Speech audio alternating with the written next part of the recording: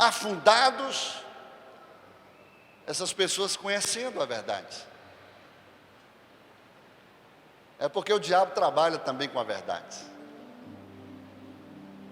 E aqui eu trago uma palavra, ou um conceito que Deus trouxe ao meu coração a respeito de engano. O engano é a verdade distorcida.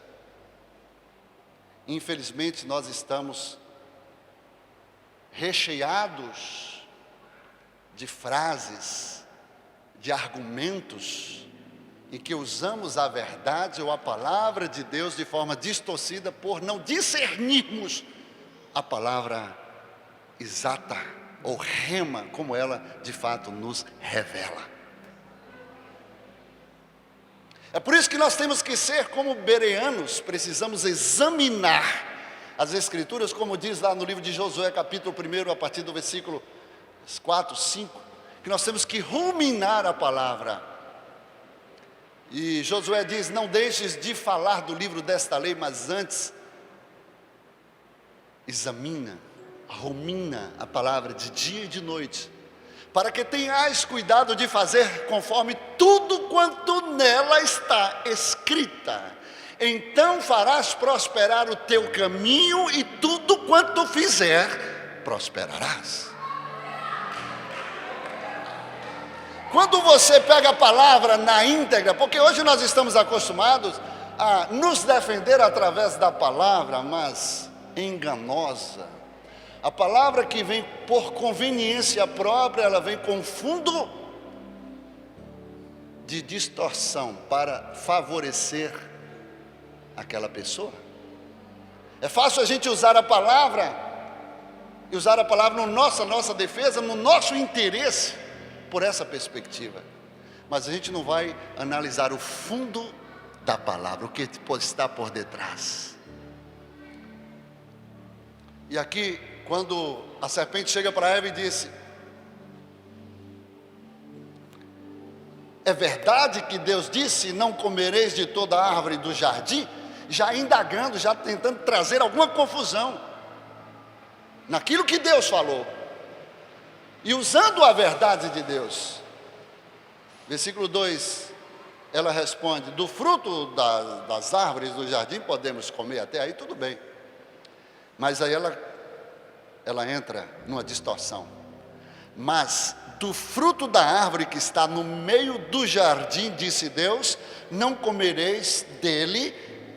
E ela acrescenta: nem tocareis nele, para que não morrais. Eu estava conversando com um pastor, e esse pastor pegou: não, mas Deus disse para não tocar. Eu falei: onde é que está escrito? Então vai lá examinar a palavra.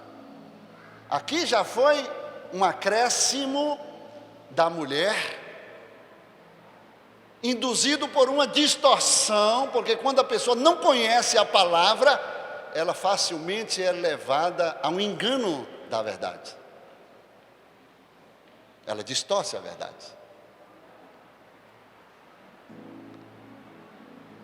Mas do fruto da árvore que está no meio do jardim, disse Deus, não comereis dele, nem tocareis. Onde é que Deus disse para não tocar? Porque se comer ou tocar vai morrer? Não, está errado. Já mudou, já adulterou.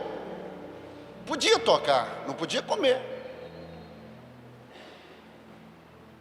Então a serpente disse à mulher: certamente não morrereis. Aí entra a primeira mentira do Éden: certamente não morrereis. E você sabe que o homem foi feito para não morrer. É uma verdade, sim ou não? Sim. Mas você vai começar a analisar o fundo, o que está por detrás disso. Porque tem muita gente que quer nos pegar na palavra para nos colocar numa situação embaraçosa, como os fariseus faziam com Jesus. Eles já sabiam a palavra, eles já conheciam a palavra, mas eles queriam arrazoar com Jesus para colocar em uma situação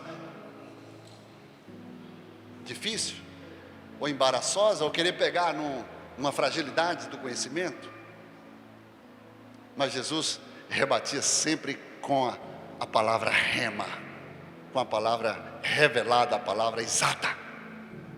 Está escrito. É assim que nós temos que combater Satanás e os seus ardis, através da palavra exata, da palavra revelada, da palavra rema.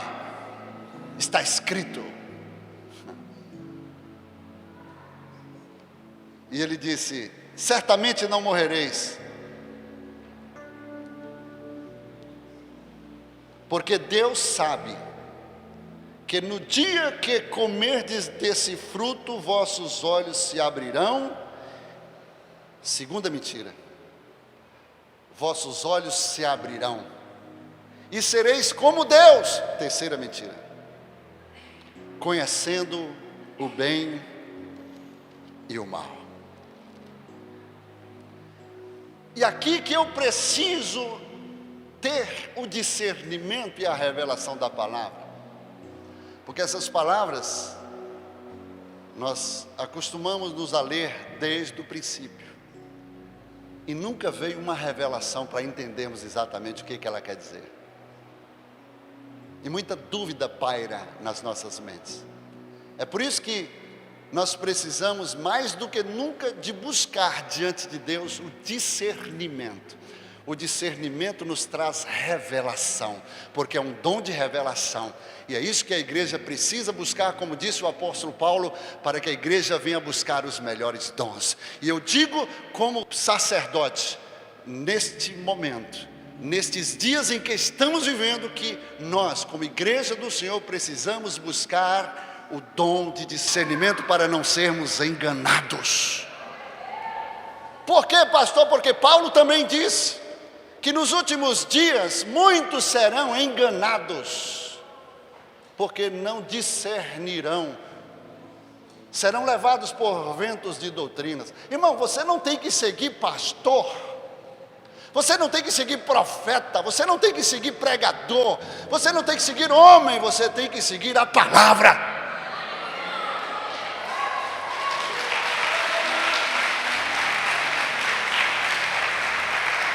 Como essas pessoas que conhecem a Bíblia estão sendo enganadas, porque se deixam levar pelo engano de Satanás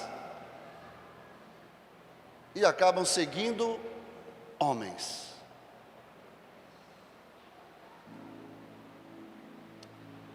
Eu só conheço um caminho.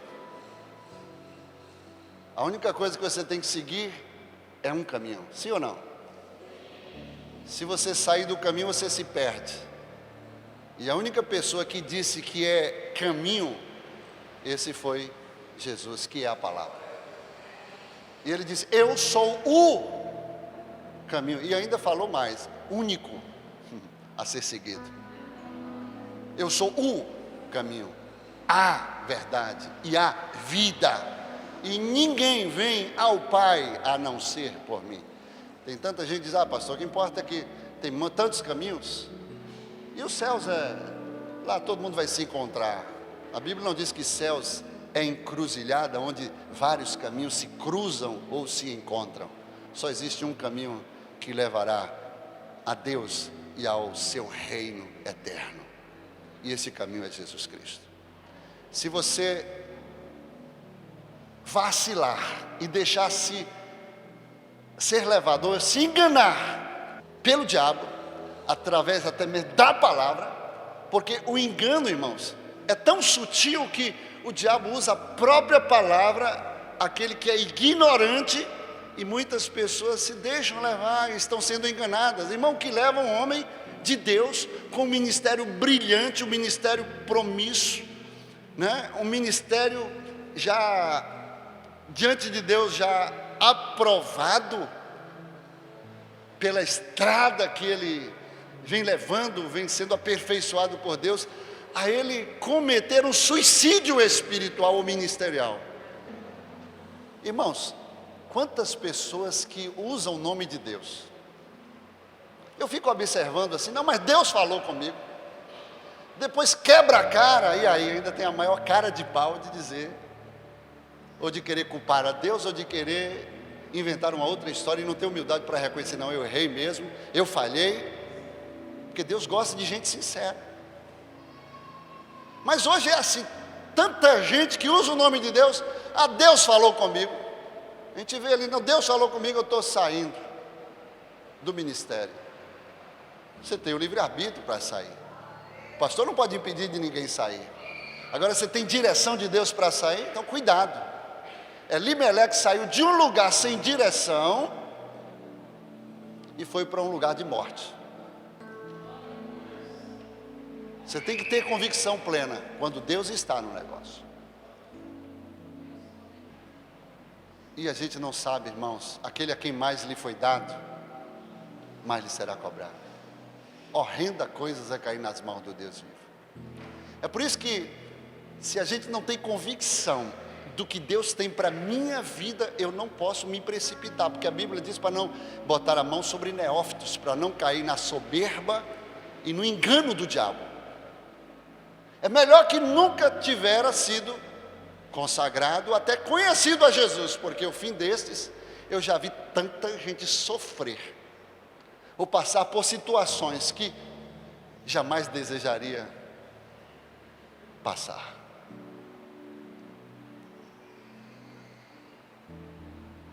E esse é o engano do diabo. O diabo nos engana, irmãos, nos nossos sonhos.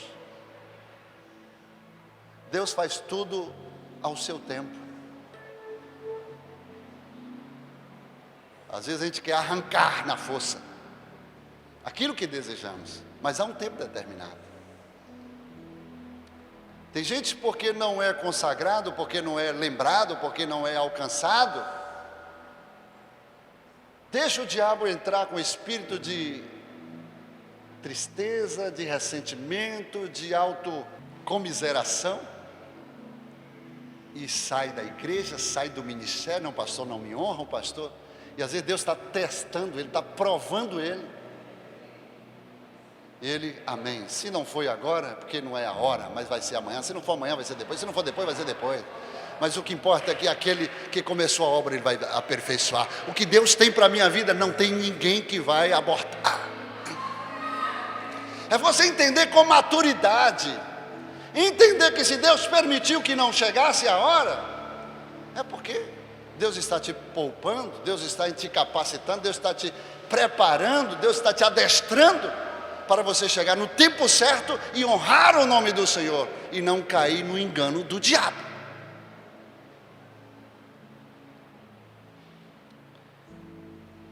Então, queridos, o que pode levar um homem a cometer um suicídio, seja ele espiritual ou ministerial, é engano. E o diabo trabalha numa especialidade tremenda com o engano. E a igreja precisa abrir os seus olhos. Aí o diabo traz a primeira mentira do Éden.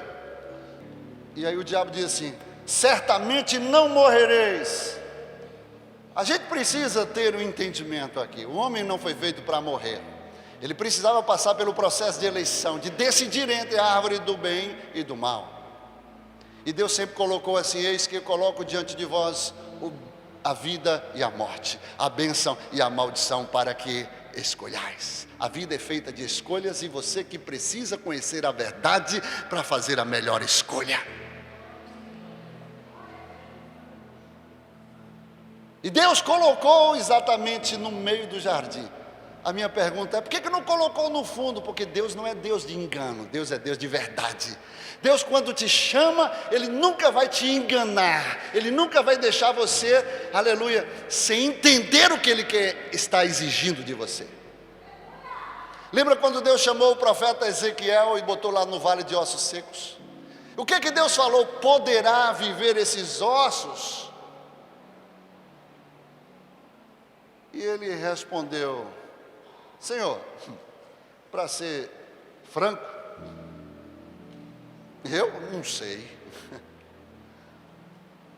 Eu não sei. Mas Tu está no controle de todas as coisas.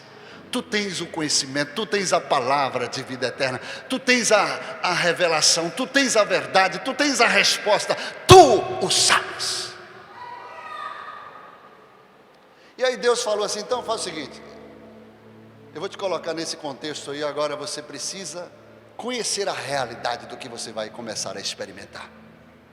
Aí Deus manda rodar, faz a meia volta aí, não, faz uma volta aí sobre a rodeio o vale. O que Deus está querendo dizer assim? Quando Deus nos leva para um lugar, Deus não nos deixa enganado. Deus nos mostra a realidade do que a gente precisa ver e enxergar. É o reconhecimento do território. Deus nunca vai te deixar enganado em algo que Ele vai te mandar fazer. Vai respeitar até mesmo a sua falta de fé. Quando Deus chamou o profeta Samuel e disse: vai na casa de Jessé o belemita, porque eu me provi de um homem que eu colocarei como rei de Israel. E Samuel falou assim: mas peraí, Senhor, tu está sabendo o que está acontecendo com Saul? Ele está endemoniado. E tu sabe que se ele souber que eu vou ungir um rei no lugar dele, ele vai mandar me matar, vai mandar cortar a minha cabeça. Aí Deus, vou parafrasear para você entender. Deus fala: mas eu não estou te perguntando sobre isso. Eu só estou mandando você ir. Agora, se você não crer naquilo que eu estou mandando você fazer, é outra questão. Se você não acha que eu tenho o controle do homem e da vida e da morte, e que sou aquele que, quando eu quero na minha soberania, eu mato, e quando eu quero eu ressuscito, eu faço viver. Eu sou o Senhor. Eu firo, eu saro. Eu, o Senhor, faço todas estas coisas. Samuel era a expressão de Deus na terra, humanamente falando. Mas ele não creu, irmãos, que Deus pudesse livrá-lo. Se Deus mandar você fazer uma coisa que aos olhos humanos você jamais faria, você faz? Se Deus chamasse a você como chamou Abraão para você imolar o seu único filho, você faria? E Abraão creu que Deus era poderoso, apesar de não haver nenhum caso de ressurreição na história da humanidade, porque morto não gera descendência. Ele creu na promessa, e ele creu que Deus haveria e teria poder de ressuscitá-lo. Mas ele creu, e ele foi para imolar. O que eu aprendo com isso? Deus